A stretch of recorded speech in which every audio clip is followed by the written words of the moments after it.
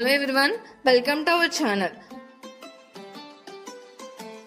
పాలకోవా ఎలా చేయాలో ఈ వీడియోలో చూద్దాము. దీనికోసం మనకి మిల్క్ పౌడర్, పాలు, నెయ్యి, అలాగే పంచదార ఈ 4 ఉంటే సరిపోతుంది. ఇక్కడ నేను చెప్పిన మెథడ్ లో చేస్తే బయట కొనే పాలకోవాలానే ఉంటుంది. ఒక్కసారి ఈ విధంగా ట్రై చేసి చూడండి మీరు కూడా ఇంట్లో. ముందుగా స్టవ్ ఆన్ చేసుకుని ప్యాన్ పెట్టుకుని అందులో నెయ్యి వేసుకుని మనం ఇక్కడ తీసుకున్న ఇంగ్రీడియంట్స్ ఉన్నాయి కదా, వాటిని ఒకదాని తర్వాత ఒకటి ముందుగా మిల్క్ పౌడర్ అనేది యాడ్ చేసుకోవాలి.